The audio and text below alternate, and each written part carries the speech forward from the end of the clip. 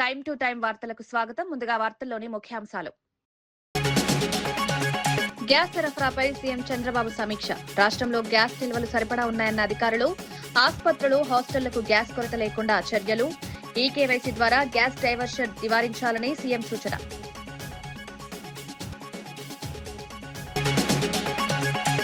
మహిళలపై బీఆర్ఎస్ వైఖరిని ప్రశ్నించిన మంత్రి సీతక్క. 1 కోటి మంది మహిళలను కోటీశ్వరులుగా చేస్తామని వ్యాఖ్య. వడ్డీ రహిత రుణాలపై బీఆర్ఎస్ పై విమర్శలు. మహిళల అభివృద్ధికి ప్రభుత్వం కట్టుబడి ఉందన్న మంత్రి.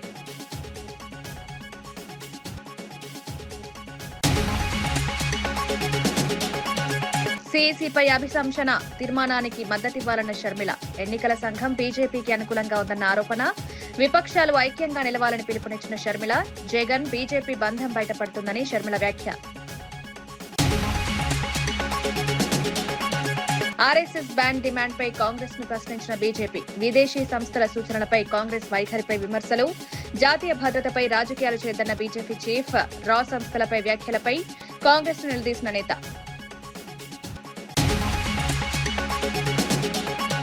బాలకృష్ణ వ్యాఖ్యలపై చంద్రబాబు వైఖరిని ప్రశ్నించిన జగన్. మహిళలపై వ్యాఖ్యలు అంగీకరించలేమన్న మాజీ సీఎం. చర్యలు తీసుకోకుండా నవ్వడం సరైంది కాదన్న జగన్. మహిళల గౌరవంపై స్పష్టమైన చర్యలు తీసుకోవాలని డిమాండ్.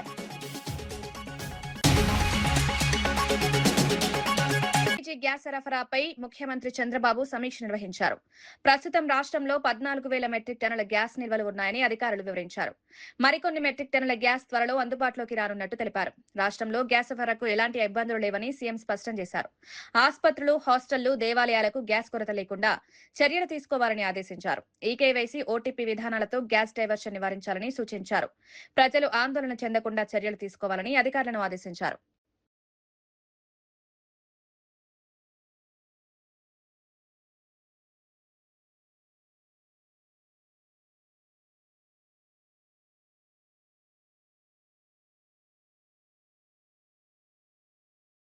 దర్శి నియోజకవర్గంలో నిరుద్యోగ యువత కోసం 5వ జాబ్ మేళా నిర్వహించారు. టీడీపీ ఇన్ఛార్జ్ డాక్టర్ గొట్టిపాటి లక్ష్మి ఆధ్వర్యంలో ఎంపీడీఓ కార్యాలయంలో ఈ కార్యక్రమం జరిగింది.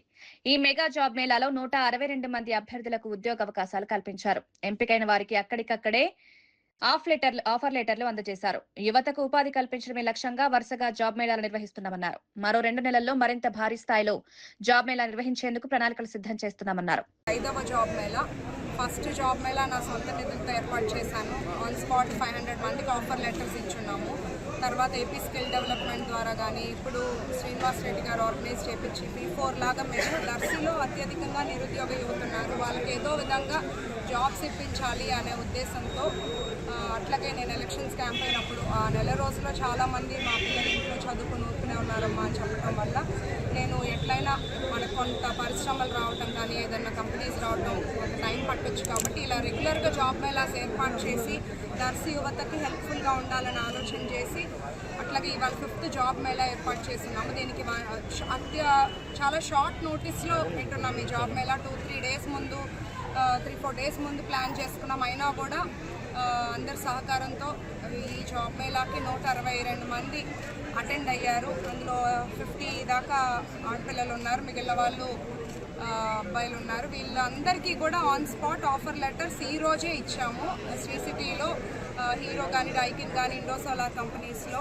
నెక్స్ట్ మళ్ళీ ఇంకో 2 మంత్స్లో ఒక పెద్ద జాబ్ మేళా ఏర్పాటు చేసి దర్శి నియోజకవర్గంలో మరింత యువతకి హెల్ప్ఫుల్గా ఉండాలనేది మా ఉద్దేశం. ఏంటంటే ఇప్పుడు కూడా ఎవరో ఒకరి మీద మనం ఆధారపడకుండా మనం వచ్చిన ఆపర్చునిటీస్ని తీసుకోవాలని యువతకి నేను ఒక మెసేజ్ ఇద్దాం అనుకుంటున్నాను. మనకి శాలరీ ఎంత ఏంటి అని చూడకుండా ఫస్ట్ ఏంటంటే ఎప్పుడైనా మంచి కంపెనీస్ చూసేది క్వాలిఫికేషన్ ఒకటి, సెకండ్ థింగ్ మనకి ఎక్స్పీరియన్స్ ఏంటి అనేది. సో మనం ఫస్ట్ వచ్చిన జాబ్స్ జాయిన్ అయ్యి ఒక 1-2 ఇయర్స్ చేసుకుంటే తద్వారా సంవత్సరానికి 2 లక్షల రూపాయలు మన ఫ్యామిలీకి మంచి. బొమ్మల సత్రంలో పేద ముస్లింలకు రంజాన్ తోఫా కిట్లు పంపిణీ చేశారు. వైఎస్ఆర్సీపీ నాయకుడు అమీర్ ఆధ్వర్యంలో 10 లక్షల విలువైన 1000 కిట్లు పంపిణీ చేశారు. ఈ కార్యక్రమానికి మాజీ ఎమ్మెల్యే శిల్పారవి సతీమణి నాగినిరెడ్డి ముఖ్య అతిథిగా హాజరయ్యారు. రంజాన్ సందర్భంగా అందించిన ఈ కిట్లతో ముస్లింలు ఆనందం వ్యక్తం చేశారు. గత 10 సంవత్సరాలుగా నిరంతరాయంగా ఈ కార్యక్రమం నిర్వహిస్తున్నట్లు నిర్వాహకులు తెలిపారు. అవసరమైన వారికి సహాయం అందించడం తమ బాధ్యతగా భావిస్తున్నామని పేర్కొన్నారు.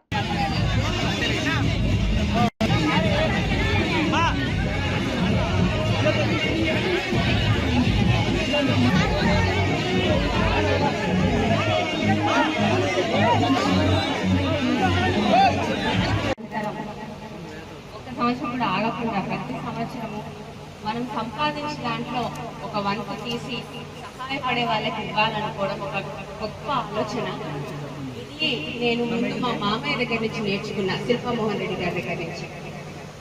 తర్వాత మళ్ళీ ఇంత శ్రద్ధగా ప్రతి సంవత్సరం దేవుడు ఇచ్చిన దాంట్లో మనం 10 మందితో పంచుకోవాలన్న ఆలోచన మళ్ళీ నేను అమెరికా దగ్గర చూస్తూ ఉంటా, ఇన్ని ప్రోగ్రాంలకు వెళ్తూ ఉంటాం. కానీ ఇది మాత్రం మీరు చేసేది హ్యాపీనెస్ వస్తుంది, ఎంతో ఆనందంగా ఉంటుంది ఇక్కడికి వస్తే. ఇలాంటి వాళ్ళు చాలా మంది ఉండాలి, నిన్ను స్ఫూర్తిగా తీసుకొని మీరందరూ కూడా ఉండాలని అందరికీ కూడా ఈద్ ముబారక్. తాను తీసుకునే ప్రతి నిర్ణయం రాజ్యాంగబద్ధంగానే ఉంటుందని జీవన్ రెడ్డి స్పష్టం చేశారు. జగిత్యాల ఎమ్మెల్యే తనతో కలిసి పనిచేయాలని ఆహ్వానించారని తెలిపారు. తాను పార్టీ వీడతానని ఎప్పుడూ చెప్పలేదని అన్నారు. సంజయ్ ఏ పార్టీలో ఉన్నారో ముందుగా చెప్పాలని ప్రశ్నించారు. తమ పార్టీలోకి వచ్చి చిచ్చు పెట్టింది సంజయేనని విమర్శించారు. తాను పార్టీ మారాలనే ఆలోచనకు రావడానికి కూడా సంజయ్ చర్యలే కారణమని ఆరోపించారు. రాజకీయ పరిస్థితులపై త్వరలో స్పష్టతనిస్తానని తెలిపారు. రాజ్యాంగబద్ధంగా ఆయన ఆలోచన విధానం ఉండాలి. People will appreciate it. ఆ విధంగా కాకుంటే ఏదైతున్నదో ఆయన నాకు నీతులు చెప్తాను. నేను కలిసి పనిచేస్తా జీవన్ రెడ్డితో. నువ్వు ఏ పార్టీ కథ ఏంది మరి? ఆయన ఏ పార్టీ అనుకుంటూ నాకు తెలియదు. నేను ఇంతవరకు అయితే కాంగ్రెస్ లో ఉన్నానే, ఇంతవరకు అయితే కాంగ్రెస్ లో ఉన్నా, ఉండాలని కూడా కోరుకుంటున్నా. మరి బంధం దేవుడు ఎవరేం చేయాలి? బంధం దేవుడు ఎవరేం చేయాలి అంటున్నా. ఎవడో వచ్చి ఇంట్లో చిచ్చు పెడితే ఏం చేయాలి? ఇలా మన ఒక ఉన్నది శాతం ఇంట్లో ఉడుగుని వస్తే ఏం చేస్తారే? ఇంట్లో ఉడుగుని వస్తే ఏం చేస్తారు అంటున్నాను. ఇప్పుడు ఉడుగులే ఖచ్చితంగా వచ్చే ఆయన ఉడుగుతో సంసారం చేయాలని కోరుకుంటున్నా, ఉడుగుతో కలిసి ప్రయాణం చేయాలని కోరుకుంటున్నా. ఆయన వాళ్ళు నిన్నటి వరకు ఏదైతుందో మొత్తం రాష్ట్రానికి ఆదర్శంగా ఉన్న నియోజకవర్గం జగిత్యాల ఉమ్మడి ఆంధ్రప్రదేశ్ రాష్ట్రంలో రాష్ట్రానికి ఆదర్శం. స్టిల్ ఐ మీన్ కాంగ్రెస్ వదిలినాడు ఏదైతుందో న్యాచురల్లీ ఎవరి అన్ని మారాల్సి వస్తుంది. దానికి ఆలోచన ఏముంటుంది, దినాభిప్రాయం ఏముంటుంది. అది తర్వాత సార్ ముందైతే కాంగ్రెస్ పార్టీ వదిలే నిర్ణయం కావాలి. కాంగ్రెస్ పార్టీ వదిలిన తర్వాత ఇప్పుడు మీలాంటి సూచనలు తీసుకుంటారు.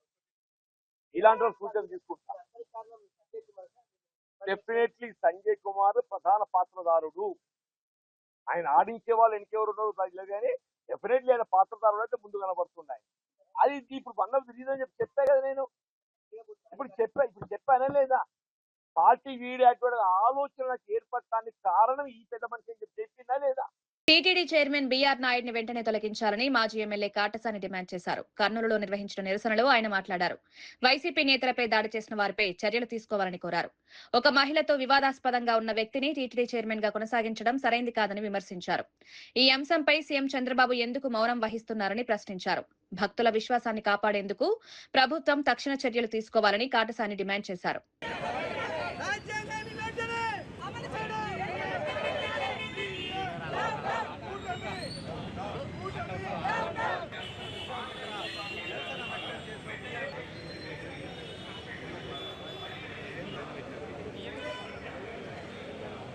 తిరుపతిలో చైర్మన్ బస చేసిన హోటల్ దగ్గరికి పోయి లేడీస్ అందరూ కూడా ధర్నా చేయడం జరిగింది. మీరు ఇటువంటి వీడియోలతో దొరికినాక కూడా మీరు చైర్మన్గా పదవికి అనర్హులు, మీరు వెంటనే రాజీనామా చేయాలని చెప్పి వాళ్ళు పోయి ధర్నా చేసి అటువంటి వాళ్ళ మీద దాడి చేయడం, ఎస్సీ ఎస్టీ కేసు పెట్టడం చాలా అన్యాయమైన పరిస్థితి. తెలుగుదేశం నాయకులు అందరూ కూడా తెలుసుకోవాల్సింది, మీకు కేవలం ప్రజలకు చెప్పడానికి శ్రీరంగ నీతిలో లేకుంటే మీరు కూడా అవలంబించడానికే ఉందా అనేది కూడా వాళ్ళు చెప్పాల్సిన అవసరం ఉంది. కానీ మళ్ళీ మేమంతా చంద్రబాబు నాయుడు నేను చాలా భక్తిపరుని, ఎవరిని స్పేర్ చేయను అది ఇదని. ఇంతకంటే ఘోరమైంది ఏముంది? ఒక తిరుమల తిరుపతి దేవస్థానం చైర్మన్గా ఉండే ఆయన ఆ విధంగా దొరికితే కనీసం తీసేను కూడా లేని పరిస్థితిలో ఉంటే ఒకసారి ఆలోచన. అదే మా జగన్మోహన్ రెడ్డి సినీ యాక్టర్, అతను మనం ఎస్సీబీసీ ఛానల్కు చైర్మన్గా ఉన్నప్పుడు ఒక లేడీస్ అశబ్దంగా ప్రవర్తించినారనే ఉద్దేశంతోనే ఇమ్మీడియట్గా రిమూవ్ చేసిన ఘనత మా జగన్మోహన్ రెడ్డి గారు. అంటే దేవాలయాల మీద అంత ప్రత్యేకమైన దృష్టి పెట్టి పొరపాటున కూడా అక్కడ ఎవరు ఏం చేసినా కూడా అటువంటి వాళ్ళను ఉంచకూడదు అనేది నాయకుడు మా జగన్మోహన్ రెడ్డి. కనీసం చంద్రబాబు నాయుడు గారు డైరెక్ట్గా వీడియోలు దొరికి అన్నీ దొరికినా కూడా ఫస్ట్ ఏమో ఇది ఫేక్ వీడియో అని చెప్పింది, మళ్ళీ దాంట్లో లేదు మార్పింగ్ చేసినారు అది తర్వాత దాంట్లో తప్పేముంది అని ఒరిజినల్ వీడియోని తేల్చిన తర్వాత తప్పేముంది అని చెప్పి. అంటే ఇటువంటి నాయకులు ఇటువంటి తిరుమల తిరుపతి దేవస్థానానికి చైర్మన్గా పనికి వస్తారా రారా అనేది కూడా మనం చూడాల్సిన అవసరం ఉంది. రాజకీయ నాయకులు అనుకునే వాళ్ళు ప్రజలకు ఏ మాట చెప్తే ఆ మాట మీద కట్టుబడి ఉండాలి. మాకు ఒక చట్టం ప్రజలకు ఒక చట్టం అనేది ఉండకూడదు. ఖచ్చితంగా మనం ఏదైతే శ్రీరంగ నీతులు చెప్తున్నామో మనం ఖచ్చితంగా దాన్ని మనం ఆచరించిన తర్వాతనే ఇంకొకరు చెప్పాలంటే మేము శ్రీరంగ నీతులు చెప్తాం, మేము చేయాల్సింది దూరేది మనం ఓటు అనేది మనకు అందరికీ తెలుసు. ఆర్ఎస్ఎస్ పై నిషేధం విధించాలని కోరిన యుఎస్సీఐఆర్ఎఫ్ కు కాంగ్రెస్ మద్దతిస్తోందని బీజేపీ రాష్ట్ర అధ్యక్షుడు విమర్శించారు. అదే సంస్థ రా ఇంటెలిజెన్స్ సంస్థలను కూడా బ్యాన్ చేయాలని చెప్పిందని గుర్తు చేశారు. అప్పుడు వాటిని కూడా బ్యాన్ చేయమంటారా అని కాంగ్రెస్ ను ప్రశ్నించారు. దేశ భద్రతకు సంబంధించిన అంశాల్లో కాంగ్రెస్ బాధ్యతగా వ్యవహరించాలని సూచించారు. విదేశీ సంస్థల సూచనలపై దేశ ప్రయోజనాలను దెబ్బతీయకూడదన్నారు. గవర్నమెంట్ బాడీ యుఎస్ లో ఒక గవర్నమెంట్ సంబంధించినటువంటి ఒక శాఖ అది. ఆ సంస్థ యునైటెడ్ స్టేట్స్ ది. ఆ సంస్థ చేసినటువంటి ఒక దీనిపైన కాంగ్రెస్ స్పందించి India's ministry of external affairs ఈ యొక్క యుఎస్సిఐఆర్ఎఫ్ని 2024లోనే ఇది బయాస్డ్ ఆర్గనైజేషన్, ఇది ఎప్పుడు కూడా భారతదేశాన్ని చిన్న చూపుతో చూసినటువంటి ఒక సంస్థ ఇది. కాబట్టే ఈ యొక్క రిపోర్ట్ ఏదైతే ఇచ్చినో సిఐఆర్ఎఫ్ ఈ యొక్క సంస్థ యుఎస్ ప్రభుత్వ సంస్థ ఏదైతే డిమాండ్ చేసిందో ఆర్ఎస్ఎస్ని బ్యాన్ చేయడానికి రికమెండ్ చేసిందో అదే యుఎస్సిఐఆర్ఎఫ్ రాని మన ఇంటెలిజెన్స్ వింగ్, మన భారతదేశ ఒక ఇంటెలిజెన్స్ వింగ్ని కూడా బ్యాన్ చేయమన్నది. నేను కాంగ్రెస్ పార్టీని అడుగుతున్నాను, ఈ యుఎస్సిఐఆర్ఎఫ్ ఏ ఒక యుఎస్ సంస్థ అయితే ఉందో గవర్నమెంట్ సంస్థ ఆర్ఎస్ఎస్ బ్యాన్ చేయమని డిమాండ్ చేస్తే కాంగ్రెస్ పార్టీ సపోర్ట్ చేస్తున్నది. మళ్ళీ రాని కూడా బ్యాన్ చేయమన్నారు, రాని అబండన్ చేయమన్నారు. అటువంటి రాని కూడా ఈ కాంగ్రెస్ పార్టీ దాన్ని బ్యాన్ చేయమంటారా? నేను కాంగ్రెస్ పార్టీని అడుగుతాను. తల తోకాలు లేని ఒక మాటలు ఈరోజు కాంగ్రెస్ పార్టీది. మహిళలంటే బీఆర్ఎస్ నేతలకు ఎందుకంత వ్యతిరేకమని మంత్రి సీతక్క ప్రశ్నించారు. 1 కోటి మంది మహిళలను కోటీశ్వర్లుగా తీర్చిదిద్దడమే తమ ప్రభుత్వ లక్ష్యమన్నారు. ప్రభుత్వం వచ్చిన తర్వాత ఇప్పటి వరకు 57,000 కోట్ల వడ్డీ రహిత రుణాలు ఇచ్చామన్నారు. బీఆర్ఎస్ హయాంలో 1 రూపాయి కూడా వడ్డీ రహిత రుణాలు ఇవ్వలేదని విమర్శించారు. అప్పటి ప్రభుత్వం 3,000 కోట్ల భారం మోపిందని ఆరోపించారు. మహిళల సాధికారత కోసం ప్రభుత్వం కట్టుబడి ఉందని స్పష్టం చేశారు. రెండోసారి అధికారానికి వచ్చినాక 1 రూపాయి కూడా మీరు మహిళలే వడ్డీ లేని రుణాలు ఇవ్వలేదు. పైగా 3,000 కోట్ల రూపాయలు వాళ్ళ మీద భారం పెట్టిపోయినరు. మేము ఈ 6 నెలలకు ఒకసారి 3 నెలలకు ఒకసారి వాళ్ళ ఇచ్చిన ఇప్పటి వరకు దాదాపుగా 1,121 కోటి రూపాయలు 1,121 కోట్ల రూపాయలు వాళ్ళ వడ్డీ డబ్బులను అంటే వాళ్ళ వడ్డీని పే చేయడం జరిగింది. మేము ఎగ్గొట్టలే అధ్యక్ష, చేస్తూ ఉన్నాం. ఎందుకు ఇంత లేడీస్ అంటే మీకు అంత వ్యతిరేకం? అరే ఒక లక్ష్యం పెట్టుకున్నాము, ఆ లక్ష్యాన్ని ఆ సంకల్పాన్ని రీచ్ కావాలనుకుంటున్నాము. మేము ఇవాళ మీరు మూతేసినటువంటి శిల్పారామం దగ్గర 106 షాప్స్ మహిళలకు వివిధ గ్రామాల నుంచి ఉత్పత్తి చేసినటువంటి వాళ్ళకు మార్కెట్ సౌకర్యం కల్పించినాం. మీరు ఫ్రీ బస్సు పెడితే కూడా దాని మీద అనేక రకాల సెటైర్లు, తప్పుడు ప్రచారాలు, తప్పుడు వీడియోలను చిత్రీకరించడం, ఇవన్నీ కూడా అది మీ వంతు.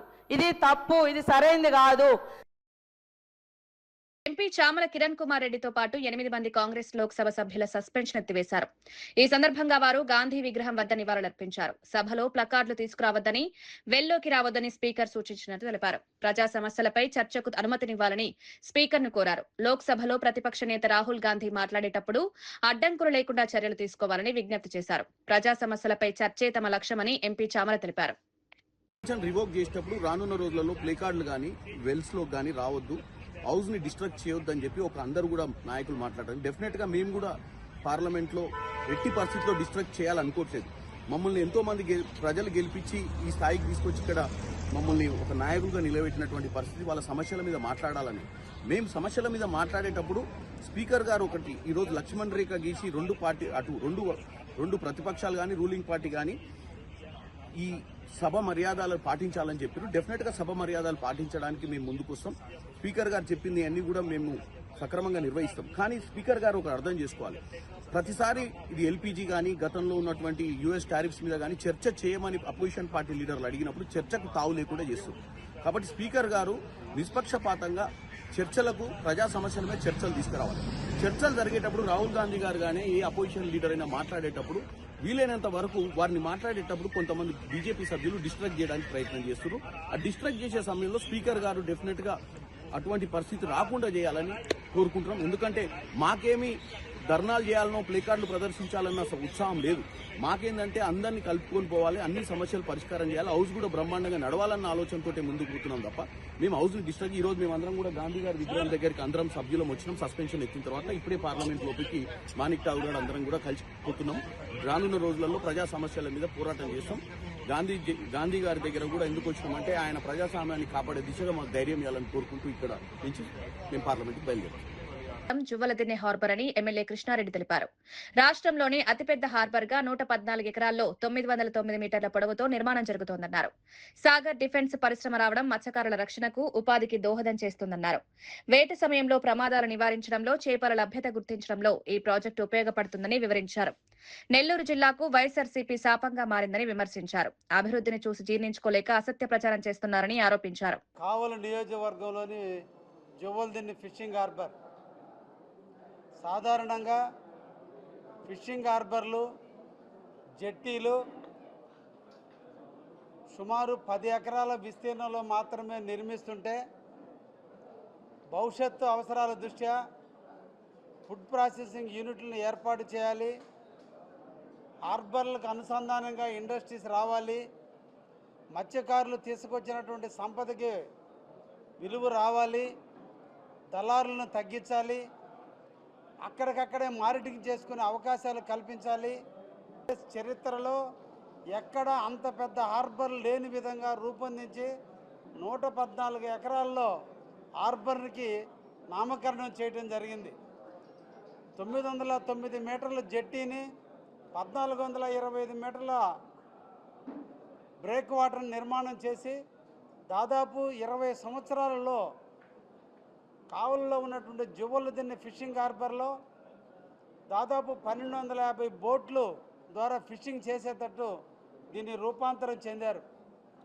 అయితే ఈ రోజున ఎన్నో కంపెనీలని ఆహ్వానిస్తున్న తరుణంలో నెల్లూరు జిల్లాకి కానుకగా సాగర్ డిఫెన్స్ కంపెనీని తీసుకొచ్చి ఈరోజు మత్స్యకారుల పాలిట ఒక వరంగా పరిగణించే విధంగా ఈ సాగర్ డిఫెన్స్ని మాకు అందించినందుకు అభివృద్ధి ప్రదాత అయినటువంటి శ్రీ నారా చంద్రబాబు నాయుడు గారికి, భవిష్యత్తు నాయకుడైనటువంటి శ్రీ నారా లోకేష్ బాబు గారికి, కావలి నియోజకవర్గం అదేవిధంగా నెల్లూరు జిల్లా మత్స్యకారుల సోదరుల తరపున, అదేవిధంగా మిగతా ఇతర ప్రజల తరపున వారిద్దరికీ కూడా మేము ధన్యవాదాలు తెలియజేస్తున్నాం. ఈ హార్బర్లో ఈ సాగర్ డిఫెన్స్ వచ్చినందువల్ల మా మత్స్యకారులకి అదనపు ప్రొటెక్షన్ ఏర్పడుతుంది. సముద్రంలో ఎక్కడ మత్స్య సంపద ఉందో రాడార్ ద్వారా తెలుసుకొని వారికి జీపీఎస్ ద్వారా తెలియజేస్తే అక్కడికి పోయి ఫిషింగ్ చేసుకునే దానికి అవకాశం కల్పించే విధంగా ఈ రోజున ఈ సాగర్ డిఫెన్స్ వారు ఉపయోగపడబోతున్నారు. ఏదన్నా ఇతర ఇబ్బందులు ఎదురైనప్పుడు, తుఫాను, అల్పపీడనాలు ఏర్పడినప్పుడు మత్స్యకారు. కేంద్ర ఎన్నికల సంఘం పనితీరుపై వైఎస్ షర్మిల తీవ్ర విమర్శలు చేశారు. బీజేపీకి అనుకూలంగా ఈసీ వ్యవహరిస్తోందని ఆరోపించారు. సీఈసీపై అభిశంసన తీర్మానానికి అన్ని విపక్షాలు మద్దతునివ్వాలని పిలుపునిచ్చారు. వైఎస్ఆర్సీపీ నిజంగా ప్రజాస్వామ్యాన్ని నమ్మితే ఈ తీర్మానానికి ఓటు వేయాలని డిమాండ్ చేశారు. జగన్, బీజేపీ మధ్య ఉన్న బంధం ఈ ఓటింగ్ తో బయటపడుతుందన్నారు. ప్రజాస్వామ్య వ్యవస్థను కాపాడడానికి విపక్షాలు ఐక్యంగా నిలవాలని షర్మిల సూచించారు.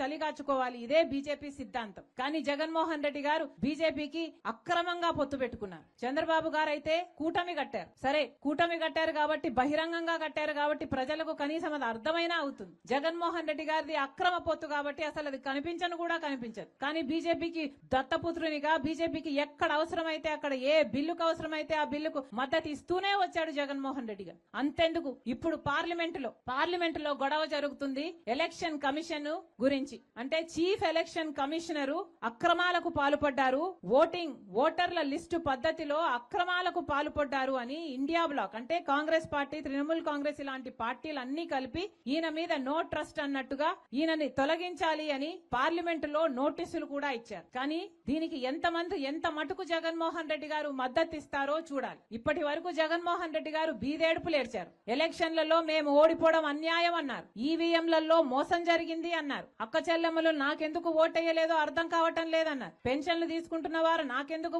ఓటు పడలేదో అర్థం కావడం లేదన్నారు. మరి నిజంగానే జగన్మోహన్ రెడ్డి గారు ఈవీఎంలో అవకతవకలు జరిగాయి అని నమ్మితే మరి ఈ ఎలక్షన్ కమిషనర్ ఎవరైతే ఉన్నారో ఆయనను తొలగించడానికి ఇచ్చిన నోటీసులలో జగన్మోహన్ రెడ్డి గారు మద్దతు ఇవ్వాలి. కానీ జగన్మోహన్ రెడ్డి గారు మోడీకి దత్తపుత్రుడు కాబట్టి మద్దతు ఇవ్వరు. జగన్మోహన్ రెడ్డి గారికి ఈ విషయం మీద నిరూపించుకోవాల్సిన అవసరం ఉంది. నిజంగానే అవకతవకలు జరిగాయి అని మీరు నమ్మితే ఇప్పటికే బీజేపీ ప్రతి వ్యవస్థను తమ గుప్పెట్లో పెట్టుకుంది. సిబిఐ అయినా సరే, ఆర్బీఐ అయినా సరే, స్టాక్ ఎక్స్చేంజ్ అయినా సరే, ఈడీ అయినా సరే, ఇన్కమ్ ట్యాక్స్ అయినా సరే, ఆఖరికి ఎలక్షన్ కమిషన్ అయినా సరే అన్నిటినీ తమ గుప్పెట్లో పెట్టుకుంది. కానీ ఒక్క నాయకుడు మాట్లాడటం లేదు. కారణం బీజేపీ అధికారంలో ఉంది, ఆ అధికారాన్ని వీళ్ళందరూ కూడా అనుభవిస్తున్నారు. కాబట్టి మళ్ళీ చెప్తున్నాం, జగన్మోహన్ రెడ్డి గారికి ఏ మాత్రం చిత్తశుద్ధి ఉన్నా ఆయన చిత్తశుద్ధిని నిరూపించుకోవాల్సిన సమయం వచ్చింది.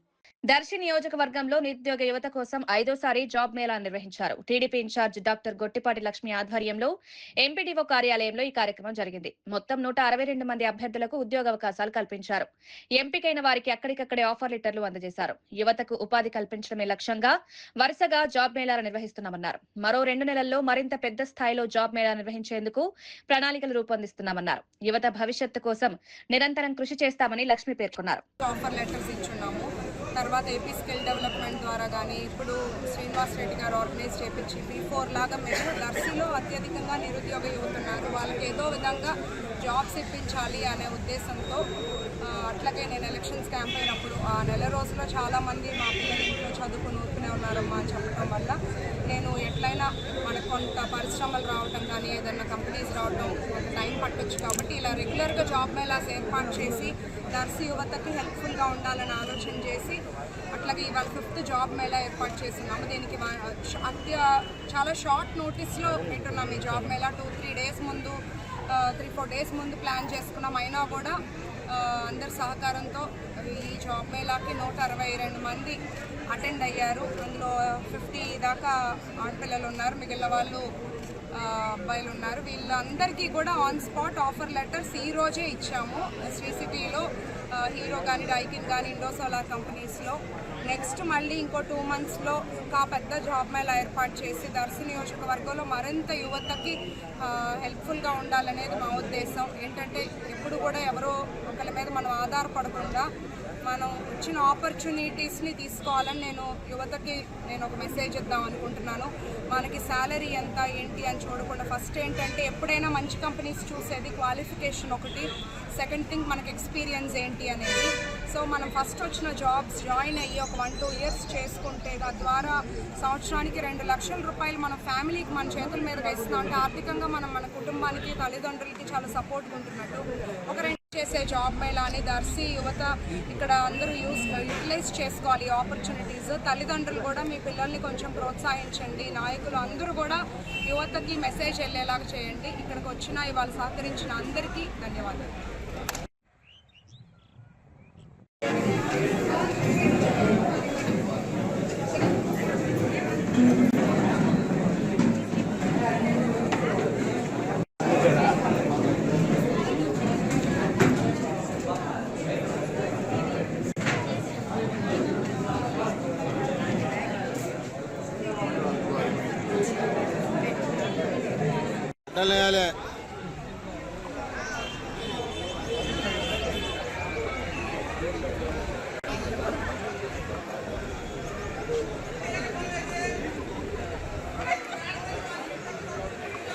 బాలకృష్ణ చేసిన వివాదాస్పద వ్యాఖ్యలపై మాజీ సీఎం జగన్ తీవ్రంగా స్పందించారు. అమ్మాయిలపై అలా మాట్లాడితే చర్యలు తీసుకోవాల్సింది పోయి నవ్వడం సరైంది కాదన్నారు.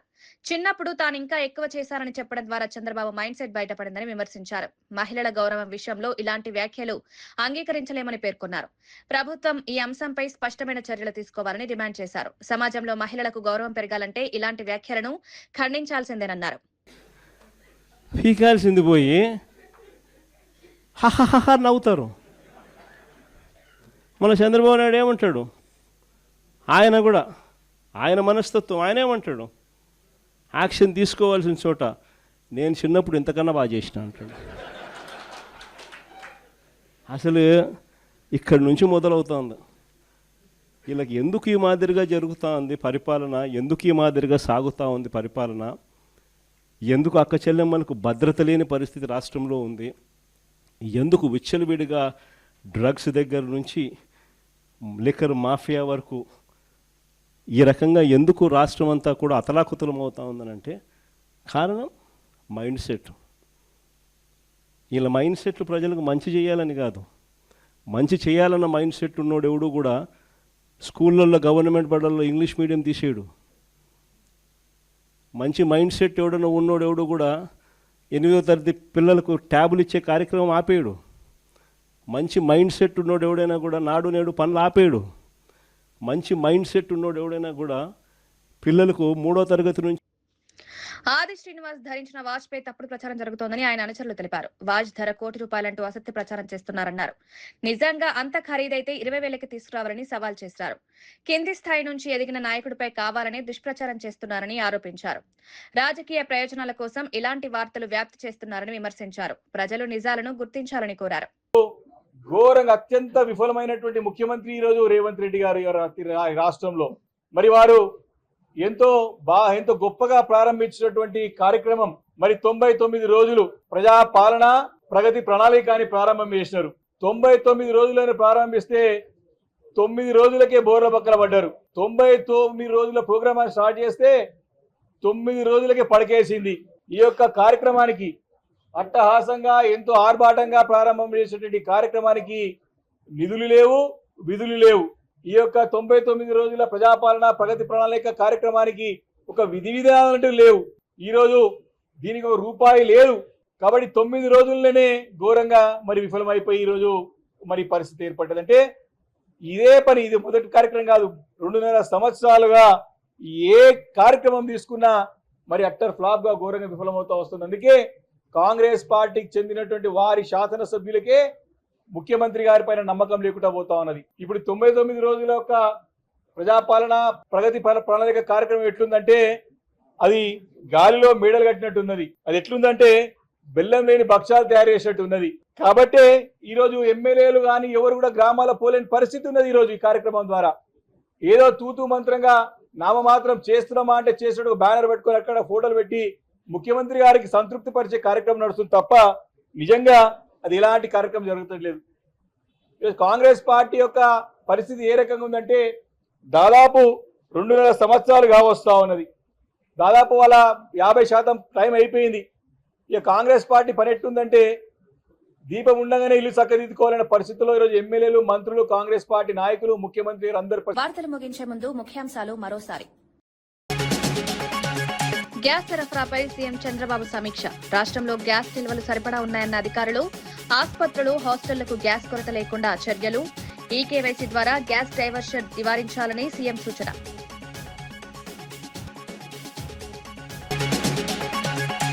మహిళలపై బీఆర్ఎస్ వైఖరిని ప్రశ్నించిన మంత్రి సీతక్క. 1 కోటి మంది మహిళలను కోటీశ్వరులుగా చేస్తామని వ్యాఖ్య. వడ్డీ రహిత రుణాలపై బీఆర్ఎస్ పై విమర్శలు. మహిళల అభివృద్ధికి ప్రభుత్వం కట్టుబడి ఉందన్న మంత్రి.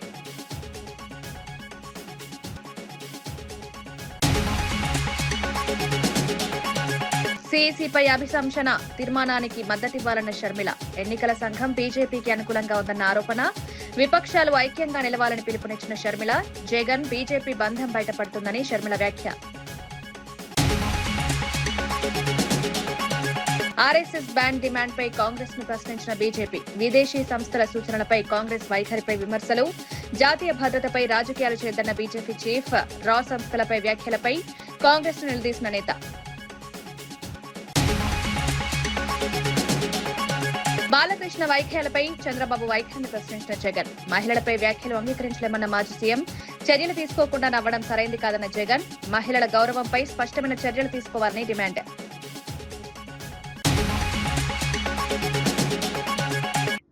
ఇవి ఈనాటి వార్తా విశేషాలు. మరో బులెటిన్లో మళ్ళీ కలుద్దాం. నమస్కారం.